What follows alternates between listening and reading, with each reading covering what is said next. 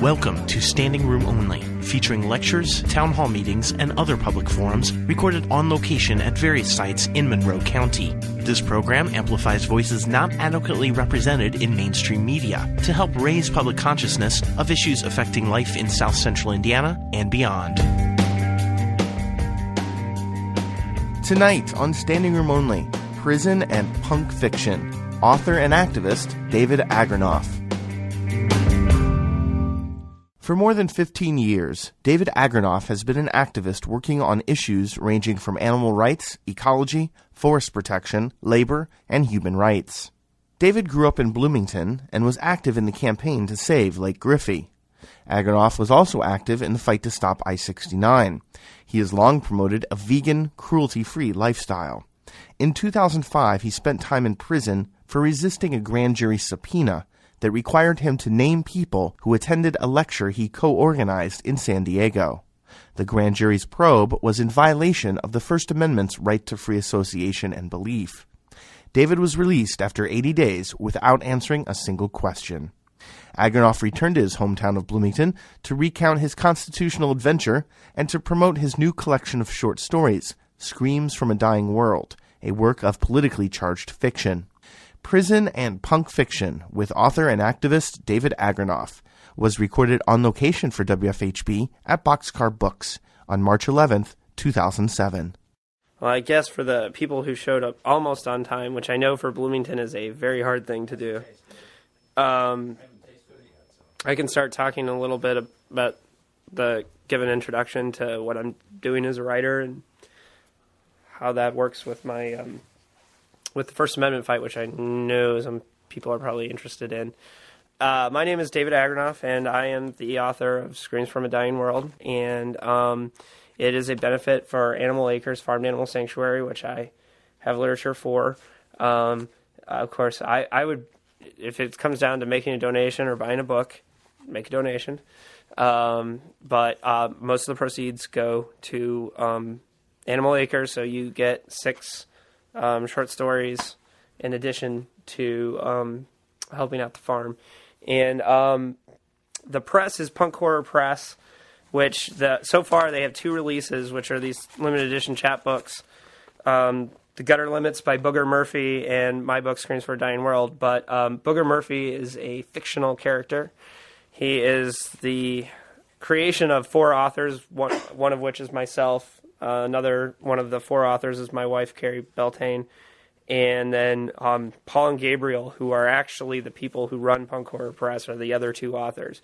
And the idea behind the Gutter Limits was we set ourselves at a limit of 3 pages total. Can't go over 3 pages.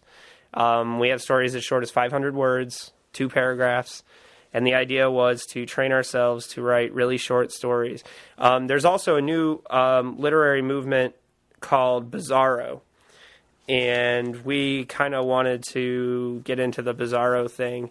And Bizarro started in Portland, Oregon, mostly, with a group of writers who write, they describe it as we like to write books for people who like weird shit. And that's basically what they do. And their 2 flag bearers are Jeremy Robert Johnson, who just got nominated for a Bram Stoker Award, which is the Oscar of horror writers. And he got nominated for an anti-drug novel he wrote called Siren Promised. He's a recovering addict himself. And Siren Promise is like, for people who thought Requiem for a Dream was kind of lightweight. And it is a harsh book. It's fully illustrated. It is highly recommended for people who like bleak stuff, like me. It's not an easy read, but it's very good. But Jeremy and Carlton Mellick III are the 2 flag bearers of that movement, and Carlton Mellick writes books whose names can't really be said on the radio, for example. I don't know how he promotes them. I don't know how he comes up with them, but he we were kind of trying to get into the Bizarro thing, because what Bizarro does basically is they write very funny, dark humor type stuff. So the Gutter Limits is kind of in that vein. And it's 4 authors, so we have kind of different styles, and they are available on the Punk Horror website. Punk Horror Press, mostly they're going to be doing these kinds of limited edition chapbooks because these are ones they can print in-house at home on the laser printer and make for really cheap and do as benefit like fundraising projects, and that's how they can do really cheap good products that look good and read well, but can make money for the causes that they support. And so that's why they're focusing on the chapbooks. But we are, when I say we, I'm not actually technically a part, but as one of the authors, I feel very close to Punk Horror. I co-edited our first trade paperback anthology, which is coming out this summer.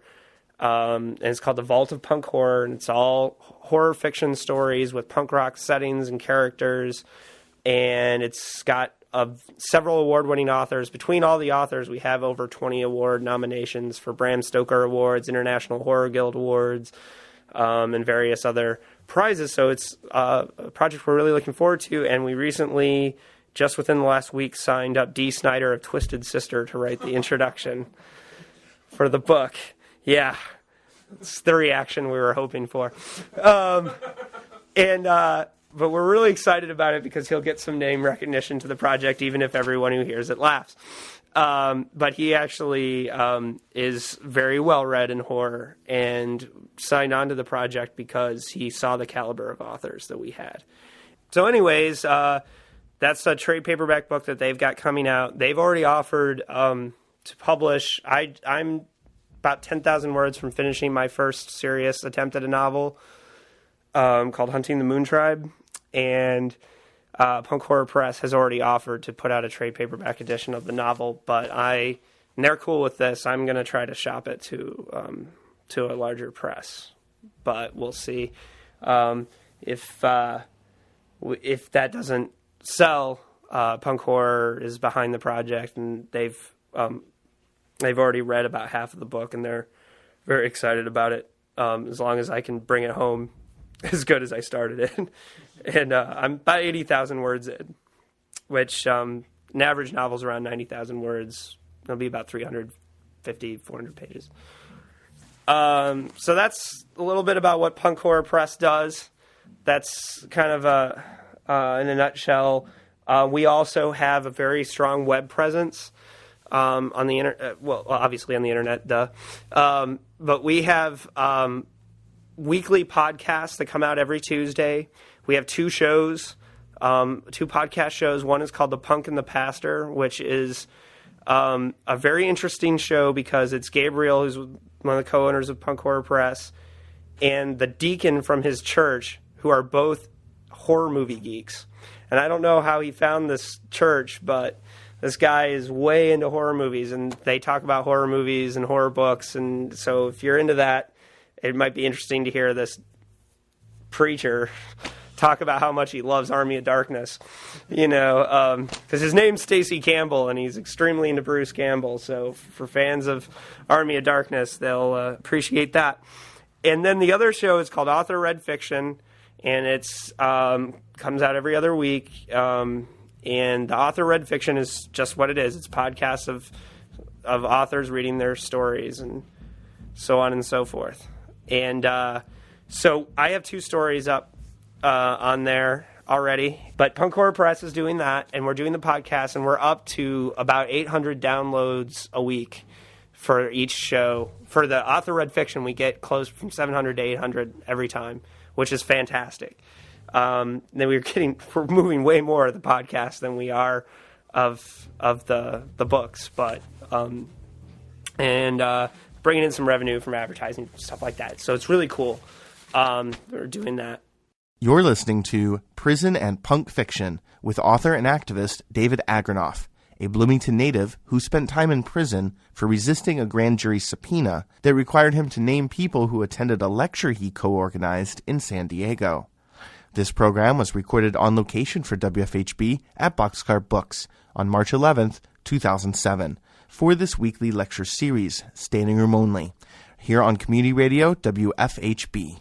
Support for programming on WFHB comes from Soma Coffee House and Juice Bar, downstairs from the Laughing Planet Cafe at the corner of Kirkwood and Grant in Bloomington. Support also comes from Wandering Turtle Art Gallery and Gifts, multimedia artwork and handcrafted gifts, located just off the Courthouse Square between 6th and 7th Streets on College Avenue. Now back to Prison and Punk Fiction with author and activist David Agranoff. Basically, I just want to give a short introduction about what was behind the First Amendment fight. I don't know how much people know about it. I don't know how much was said in the newspaper, but there's been a real intense pattern of harassment against environmental and animal rights activists throughout the country over the last, since the Bush administration. And not to say that the Clinton administration didn't do its share of harassment against environmental and animal rights activists. We're referring to it generally within the activist community as the Green Scare. And the green, just like the McCarthy era with the Red Scare, what we have is you have environmental activists being called the number one domestic terrorist organizations and like being talked about in the same breath as Al Qaeda and it's just it has a really chilling effect on the environmental and animal rights movement. And we've seen several cases where activists, including 6 activists from the East Coast, who were put into jail just for running a website. The Stop Huntington Animal Cruelty website, which was an anti-vivisection, anti-use of animals in laboratories website. And because the government just said that there was threats being made against the corporations and people within the corporations, that people were learning about the company through the website, that it was a form of domestic terrorism. And those people are actually in prison right now. They're referred to as the Shack 7. The 7th member of the Shack 7 is the organization itself. So I definitely look into the Shack 7. The Shack 7 is a really horrible case. They're still in jail. You can write to them. They need letters of support. I think a really great present for the Shack 7 would be buying them a book and sending one to them. But, yeah. So anyways, what happened in our case was in San Diego, my wife and I were living in San Diego at the time, and we organized a lecture by radical environmentalist Rod Coronado. And Rod Coronado, if you're not familiar with him, he's a Native American earth firster. He's been involved with, admittedly, he's been involved with arson against the fur industry, sinking whaling vessels, and he's spent time in prison for this. And we brought him to speak about his life and his motivations. The thing is every time Rod comes to any city, he ends up with a standing ovation, and people want to go out and fight the good fight.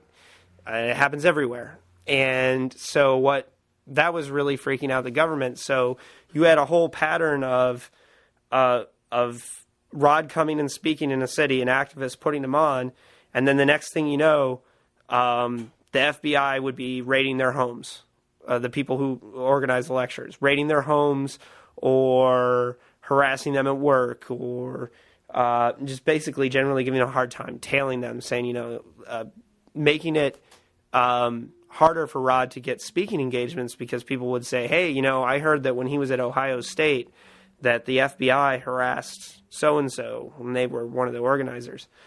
And but we, of course, didn't want to be scared off by this, so we brought Rod to speak in San Diego and brought him to the Gay and Lesbian Center in San Diego, and we had 112 people.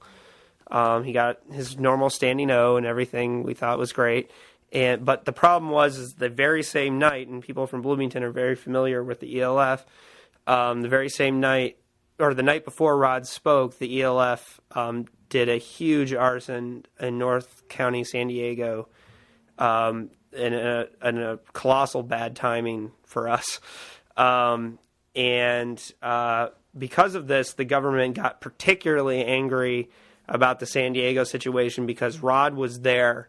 And when the media came around and said, what do you think about this? And Rod Coronado would say, it's great. I think this is awesome. They're sending a message, blah, blah, blah, blah. And then the next reaction of the government was to find out what they could because they wanted to put Rod in jail. And we have a bunch of people that are getting thrown in jail for stuff like this. There was a Austin Sherman who did a anarchist website called Raise the Fist. He had an open source part of his website where you could just post random information, like you could post news stories if you wanted to on his website. And somebody posted how to make a bomb on his website. He didn't even know it was there. And he ended up doing a year in prison. The Dianne Feinstein, I should mention, fought very hard to give him 20 years for something that he had nothing to do with. They traced the ISP, and it was a white supremacist in Montana who posted it. Nobody affiliated with his website, yet she said he gave, he made it possible for them to get this information, so therefore he should be put in jail. So they tried to do the same thing to us because someone told the FBI that Rod Coronado had taught people how to make a bomb at our lecture.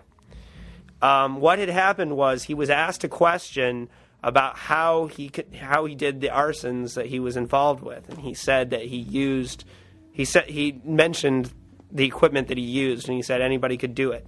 Basically, the thing that's odd to us is that MacGyver never got a subpoena for a grand jury because he's taught us how to make all kinds of weapons on the show in the same way, but he never got subpoenaed. So for whatever reason, they were told that Rod did this, but they had no proof. So we had home searches, raids, we had all kinds of stuff going on where they were trying to get copies of the videotape. And eventually they couldn't find any videotapes that had any of the information that they claimed Rod had said. So their next tactic was to start giving subpoenas to anyone they knew who was at the lecture. And if one person got a subpoena and they'd say, name everyone you know who was at the lecture. Who were you sitting by? And then if they said, I sat next to Joe, Bob, and Jill, then Joe, Bob, and Jill would get subpoenas. And basically what happened was and we didn't know about this because grand juries work in secret.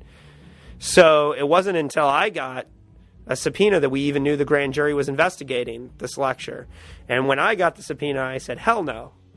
As the organizer of the lecture, I am not going to give away this information because that's why it's a First Amendment issue. It's not free speech. It's a right to free association and belief. Because we have a right to go to a lecture and not worry that the government's going to take down names and say who all was there. And so when eventually I went before the grand jury, the questions, you have to go there anyways, and you have to say, I refuse to answer that question based on the grounds that it violates my First Amendment right to free association and belief. You have to say that every time. Your lawyer will tell you that. You can't go in with a lawyer to a grand jury because it's secret. And they asked me 13 questions in a row. Who was at the lecture? Who is standing by you? Who paid for the spot? Who did this? Who did that? And every time I would say, I refuse to answer that question. And I said many times that if you have this in open court, I'll answer any questions that you have. Because Rod was innocent of what they were saying that he was doing, which we knew they were investigating for. Because we figured out pretty quickly after the questions started going, after the fourth question was, did Rod Coronado teach people how to make a bomb at your lecture? I have to say I refuse to answer that question, but at the same time, now I know what they're getting at. So we went before the judge twice, and the judge gave us 2 weeks, and she said, okay, I'm going to give you 2 weeks, and you can make up your mind. We'll come back. And you'll have to go before the grand jury again. But if you come back after those 2 weeks, you have to answer the questions. Otherwise, I'm putting you in prison. And we told her, we'll tell you right now. 2 weeks, 10 days, tomorrow, we're not going to answer any questions. There were 3 of us who refused out of 17 subpoenas that we know of. And so we went back after 2 weeks, and the judge put us in prison in the Metropolitan Correctional Center in downtown San Diego, which most people refer to who stay there as the Mexican Country Club, because it's a federal prison on the U.S. border. So 75% of the people that are there just because they're the wrong type of person on the wrong side of a line on a map. And it was a very educational experience for me. Met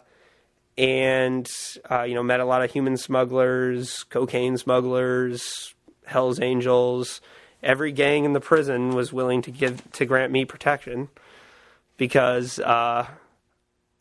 they appreciated what I was doing, because a lot of them had been indicted by grand juries and not so ethical situations, but at the same time they appreciated that we were taking the stand that we were.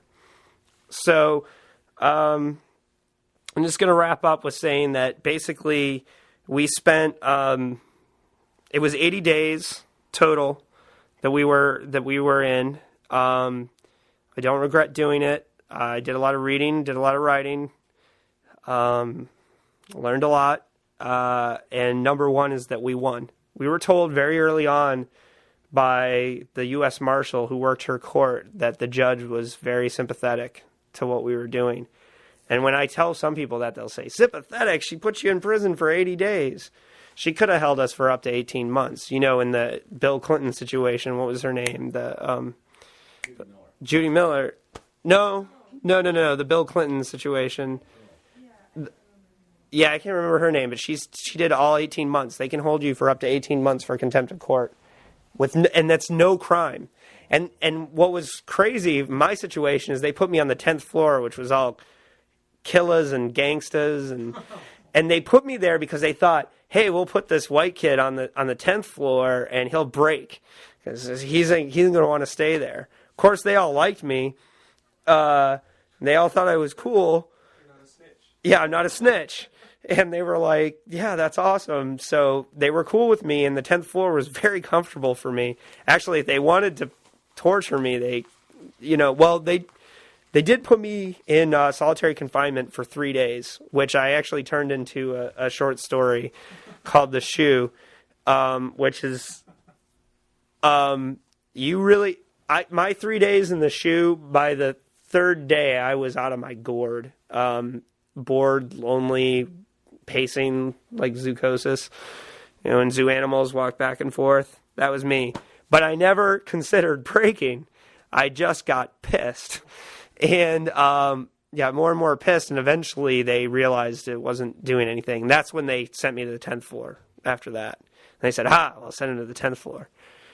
And but regardless, after the 80 days, I just, I don't regret what we did because we won in the end. The three of us who refused to testify, because we showed that you don't have to give in when the Leviathan wants to crush you. That it's scary, but and it's hard being away from your family, but the most important thing is holding true to your beliefs. You're listening to Prison and Punk Fiction with author and activist David Agranoff, a Bloomington native who spent time in prison for resisting a grand jury subpoena that required him to name people who attended a lecture he co-organized in San Diego. This program was recorded on location for WFHB at Boxcar Books on March 11th, 2007, for this weekly lecture series, Standing Room Only, here on Community Radio WFHB. Square Home Improvement Incorporated is committed to serving the Bloomington community, providing professional solutions for all of your remodeling and construction needs. More information available at 339-0935. Support also comes from the Story Inn, fine dining and catering facilities for weddings and other special events. Additional information available at storyinn.com. Now back to Prison and Punk Fiction with author and activist David Agranoff. The story I'm going to read is an Indiana story. It's called Value Menu. And it's the last short story I wrote before I started my novel. And I don't know if I need to say anything else to introduce it. But it's a similar tone to some of the stories in Screams from a Dying World. What And the reason why I do that, why I wanted to read this one, is because you got 6 stories here that you can get. So here's an extra bonus one just for the people listening right now. Value Menu is, it's a fun story. Not all horror stories are obviously fun. My stepmother and I had a really long conversation on the drive down from Chicago today about what is horror. And I said, well, it's hard to define, because sometimes you write something that's funny, and sometimes you write something that's really scary, and sometimes it's a ghost story, sometimes it's really bleak and disgusting. And I personally, as a horror fan, as a reader, I like things as bleak as they get. I like post-nuclear fallout, warfare with the surviving rats and like the bleakest possible thing in a lot of my stories. But I also like the funny ones. And this is a funny one because I found that when you do readings, the funny ones work better. Because when you read the bleak ones, people sit there and they go, ugh. Yeah, I did a reading we have a bookstore in San Diego called Mysterious Galaxies. It's a sci-fi bookstore. And I read the second story in Screams, which is called Self-Killing Self. And it's about global suicide, environmental suicide. And like, I swear, and I was reading it, I just kept looking at the faces, and people were like, and I said, okay, I'm never reading that one again. So anyways, this is Value Menu. Faye hated this town, and worse, she hated the hearty bite.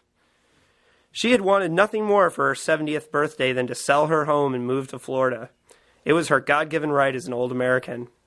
But here she was, still in Indiana, still married after 50 years to Robert, and like clockwork, watching as he ate dinner in a soft-serve ice cream cone at Hearty Bite every single night.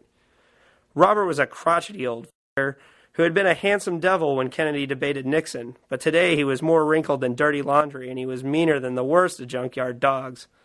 It was a slow process that started after his beloved sons moved out. With no one in the house to judge his behavior, he took to pushing Faye around. The boys never believed their father capable of slamming his cane against cabinets if his coffee came slow. But that was just for starters. When Robert was told at age 62 that the Surgeon General's warning had no grandfather clause, he got real ornery. Faye never expected Robert to last, assuming that she and the boys would have laid him to rest years ago. But somehow the old guy hung on to life. Each year, Faye hated him more. He couldn't even leave the house without her help, and when Faye started adding ground flax seeds to his daily fruit smoothies, she realized it wasn't just her health that was improving. So was Robert's. She panicked. If she didn't outlive him, all of her plans for Florida would surely never happen. She had stopped listening years ago when Robert complained that he missed cheeseburgers and trans-fat-laden crispy fries. He wanted bleached and refined flour. He wanted lard-filled donuts, and Faye was nothing more than a cold-hearted witch for making him eat a bunch of hippie health food.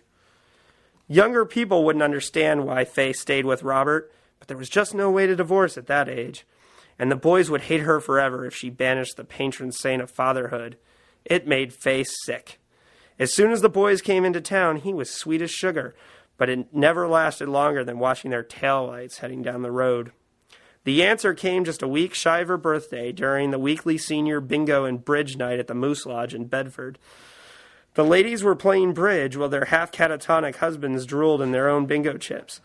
Faye noticed that all the ladies who drove up to Bloomington to buy their health food groceries were all looking particularly spunky. Not to mention that all the ladies at the Moose knew that Jessica moved herself to Santa Fe when her husband, God rest his soul, made a graceful exit. You know, she went to Europe, spent some time in Italy. Faye never concealed her jealousy. It was all about lifestyle choices. They all agreed. Some people in their 80s run marathons, and they don't wait with their number in hand for the Grim Reaper.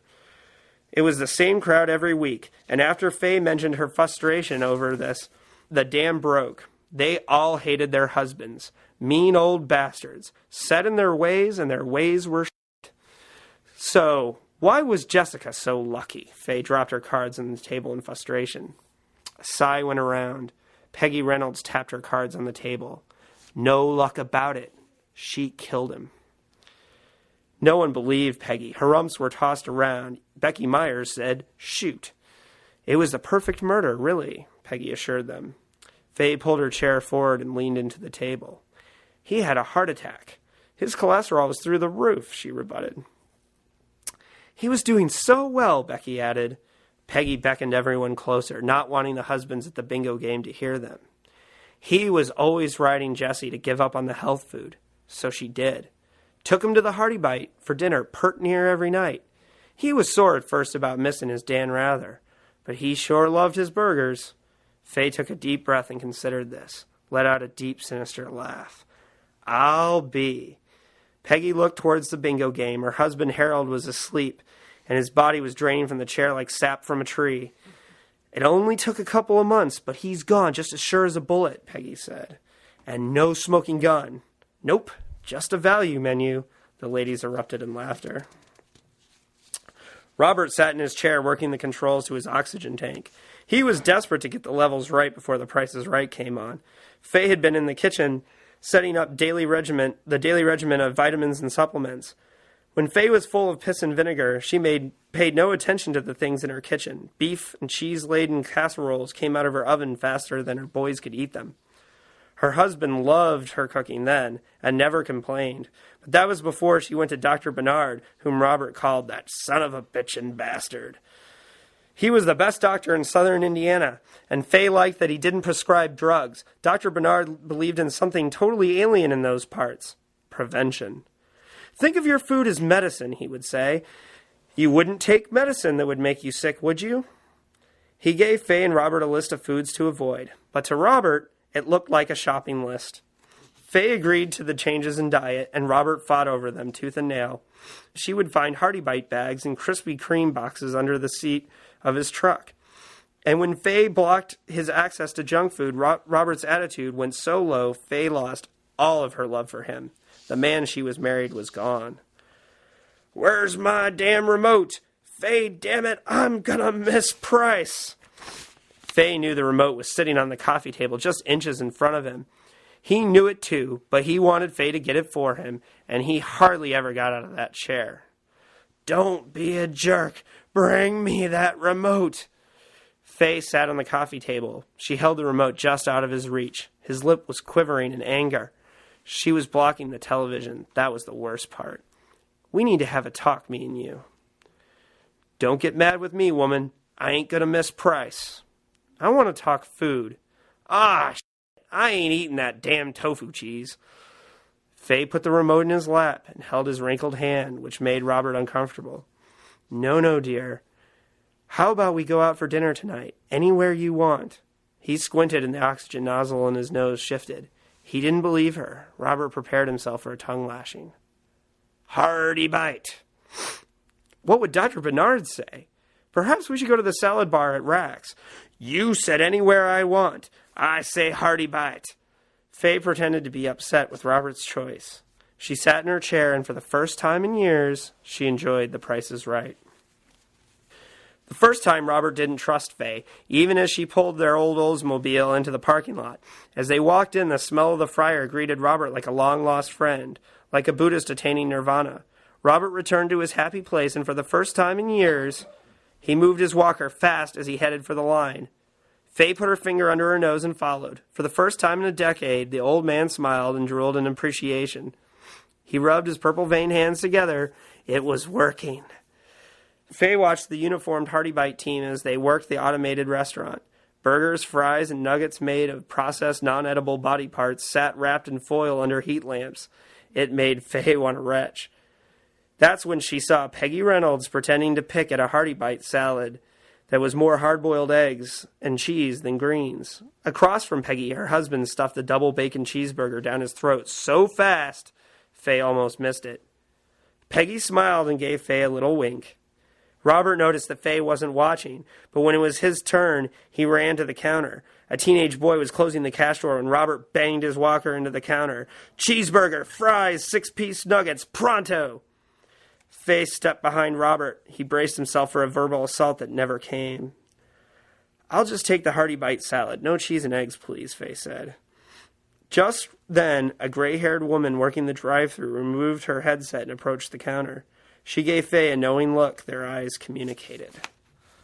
I think your husband would enjoy the double bacon Texas Ranch Cheeseburger. Yeah, that one, Robert agreed. With an order of special blend nuggets, the woman winked at Faye. Sure, that sounds fine, she held out a 20. Robert was so focused on his food he didn't notice the woman taking Faye's hand into hers. It'll be fine, sister. 6 months later. Every Hearty Bite restaurant looked the same. They smelled the same. Faye entertained the idea that the immigrants and seniors who made up the staff were all clones. The dinner crew at the Hearty Bite on the west side seemed to be the same pimple-faced teenagers working at the south side location. Faye wasn't the only lady from the Bridge Club who had made a routine of taking her husband to the Hearty Bite. After 2 months, the Bedford Register had to devote more ink to the quickly expanding obituary pages. Jessica's formula worked.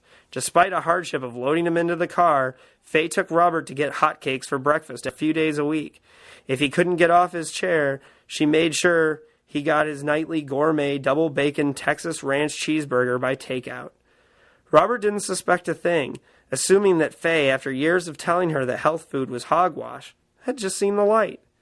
He believed that she had stopped reading labels and had given up her studies on food-related disease. But Faye still did her research, finding that the Mayo Clinic had declared Robert's favorite cheeseburger a public health disaster. A 300-pound defensive back for the San Diego Chargers had dropped dead after eating just 2 of them, and the enormous feedlot-style ranch in eastern Texas that supplied the Hearty Bite chain was exposed for a case of mad cow disease. The Hearty Bite corporate PR team worked with a consumer freedom lobbyist group to defend the sandwich, stating publicly that the tests and cases of human determinant were inconclusive. The mad cow burger stayed on the menu. The Texas Ranch followed government regulations, testing 10 of the 500,000 bovine who lived and pooped there every day. The special blend nuggets were processed and packed on a large factory farm in Thailand, where 5 workers became the first to contract the human strain of avian influenza. At Harold's funeral, Peggy gave Faye the scoop. A week later, she was on an Alaskan summer cruise, trying hard to cope with her grief. For the first time in years, Robert had been a good husband and took his poison like a good boy. But mad cow disease is caused by bovines eating feed that contains parts of other bovines considered by the flesh peddlers to be unsafe for people to eat.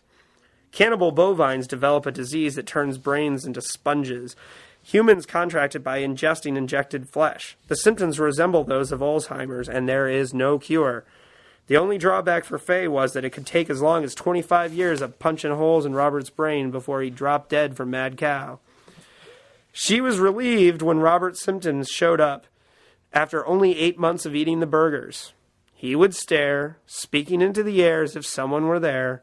He forgot Faye's name, almost forgot his own, and couldn't remember to drink water.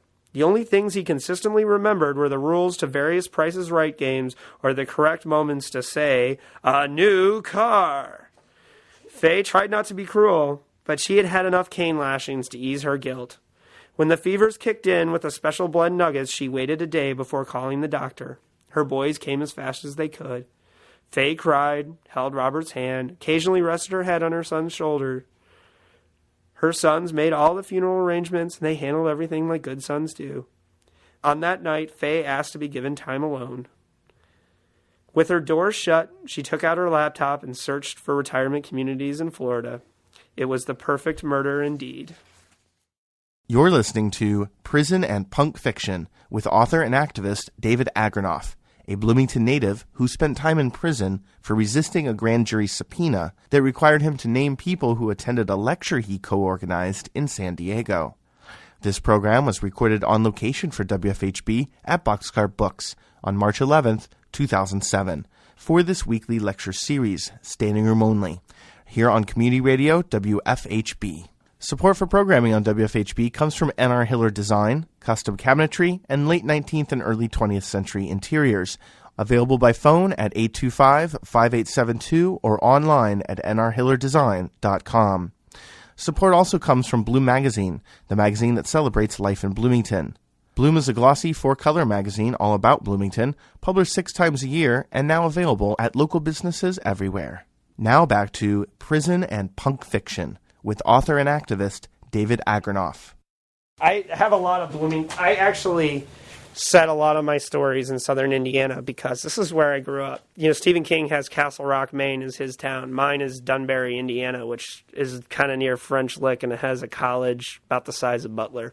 And I haven't gotten as far as making maps of the town, but someday I may. But I have a couple. Buffalo Trace, which is the first story in Screams, is a Monroe County ghost story. It's not. I mean, I made it up, but and that was actually conceived on my last day in prison, because in prison they when you get transferred to court, you can't take a book or anything, and it's the most dreadful torture because you spend 8 hours waiting for court to happen in a room with 20 other people waiting, and you just sit there and you go like this. And so Buffalo Trace was conceived entirely sitting there going, okay, make up a story because you're bored. And but I knew I was getting out that day. I knew, and they called us there. I just knew because we didn't know what the judge was calling us for, but I just knew we're out today. So I was excited, and I was like, I'm going to write a really cool Monroe County ghost story. And that's just what I thought of, and I wrote it the day after I got out, before I went back to work.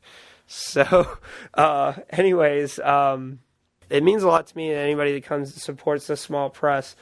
Small press is, we're a lot of the big publishing houses now are owned by the Murdoch Corporation, which is like Fox News and everything. And in punk rock circles and punk rock music, putting out your own music is a badge of honor.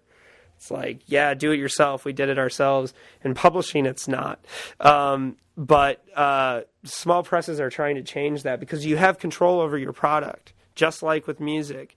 I had a friend who, not a close friend, but an acquaintance in the horror community who did a novel that was, it was really good. It had nothing to do with, he put out this book, and it was about like monsters that lived in sewers or something, but the cover that the publisher put on it was a hologram of a skull. And like, he's so embarrassed by that book now. And if he had gone with a small press, they wouldn't, when Rick would say like, dude, I don't want a hologram skull on my book, they would probably listen to him. At Signet, they said, oh no, we think the skull hologram will sell, and of course nobody's going to buy a book because it has a hologram on it, but I don't know, maybe some people would, but just really appreciate everybody for showing up. Thanks for coming.